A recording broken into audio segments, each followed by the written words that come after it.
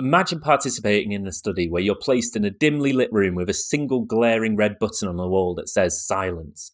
Moments after you enter, an irritating, constant buzzing noise starts to begin. Instinctively, you press the button to stop the noise, but nothing happens. You press it again, harder this time, and yet the buzzing persists. Over the next few minutes, you try every possible way to press the button, fast, slow, long presses, rapid taps, but the noise just continues. Eventually, you stop trying and resign yourself to the annoyance, convinced that nothing you do will make a difference. Later, the researchers in the study revealed that the silence button was functional all along, but it was temporarily disabled during your initial attempts. Despite this knowledge, your earlier experience leaves you hesitant to try the button again, doubting whether your actions will really have an effect, so you put up with the noise. You may not know this, but the experience in this study has a name. It's called learned helplessness. I want to talk to you today about why we need to understand learned helplessness if we want to improve workplace well-being.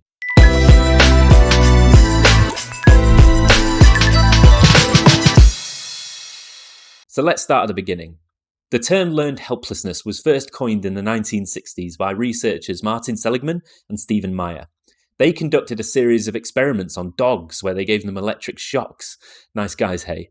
But the important finding was that when the dogs had no way to escape the shocks or to stop the shocks, they eventually stopped trying to escape.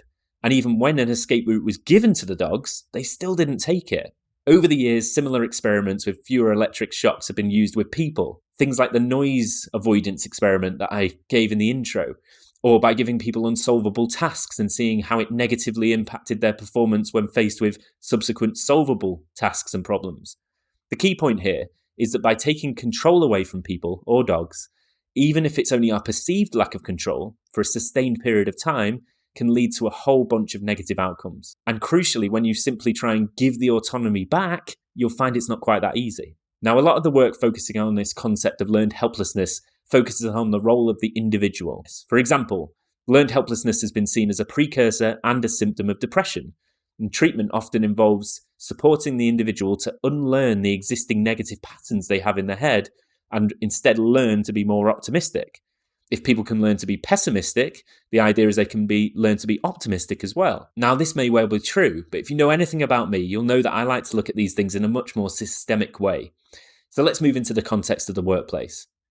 First up, it's easy to see how a stressful environment, bad manager, or toxic culture could trigger learned helplessness in people. Imagine you have an unrelenting workload, unrealistic deadlines, and complex tasks that seemingly have no answer to them. How long do you think you could put up with this before the thought starts to creep in? What's the point? Managers also play a key role here. It's always their fault, right?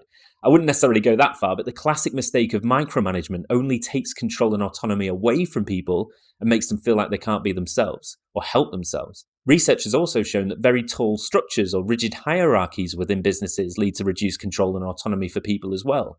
And then we've got culture, this elusive word that impacts everything around it. Workplace cultures are often a set of attitudes or beliefs that people hold. They may be linked to specific observable behaviours and interactions, but can also be more of a general feel, like that's just how things work around here. Now, my whole job is about empowering individuals, but also teams to influence the psychosocial pressures they face at work. In plain English, I don't want teams just to toughen up and accept pressure, but instead I want them to work together to find ways to reduce overload, improve relationships, enhance control, that sort of thing, at a root cause level. And this is where learned helplessness and the role of culture make things really tricky. Unfortunately, you can't just dial pressure down to fix things overnight. For example, you could add resource to a team, right? Give them better equipment or increase their headcount. Or maybe you move a team off a very large project because they've got 5 other projects they're working on at the same time. Now, I'm not saying these are bad ideas, quite the opposite. I think this kind of strategic problem solving at a psychosocial risk level is a really good way to manage these sorts of things and more effective than simply throwing yoga and employee assistance programs at the issue.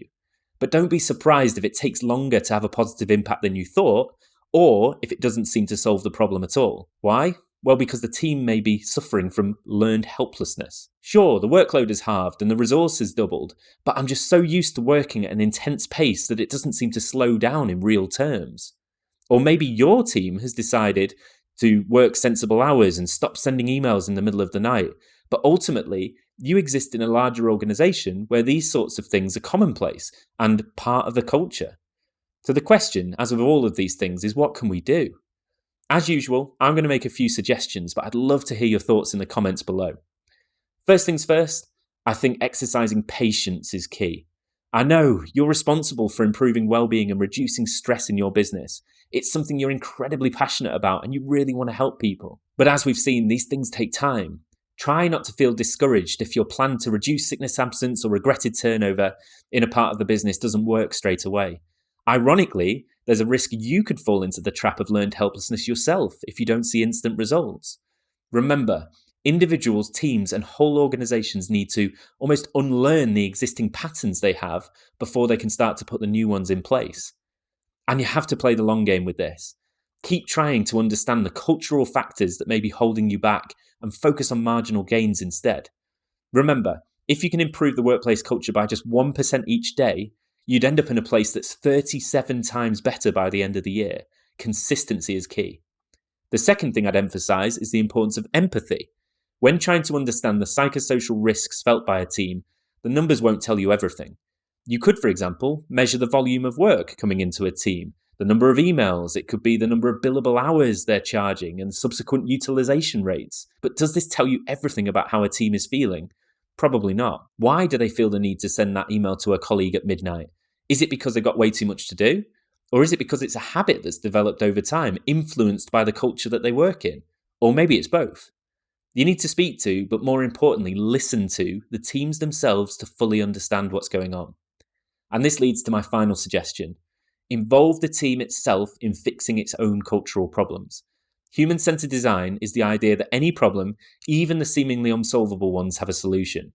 Moreover, it means believing that the people who face these problems every day are the ones who hold the key to the answer. So if you want to improve well-being and fix a broken culture in a meaningful way, make sure you involve and empower the teams themselves to create innovative ideas that they can test out. And if they feel like they are just unable to influence the wider culture of a big business, ask them what can they control. You might find that if enough teams start operating in a way that maximizes both their performance but also their well-being, organizational culture might start to shift from the bottom up. Again, this is going to take time, but you might just start a revolution. So, is there anything you think I've missed? Let me know in the comments below. And as usual, if you aren't a member of the Working Well community already, here's your reminder to get involved. It's free to sign up and you'll get more interesting content and practical tools just like this. Hope you enjoyed the video. See you on the next one.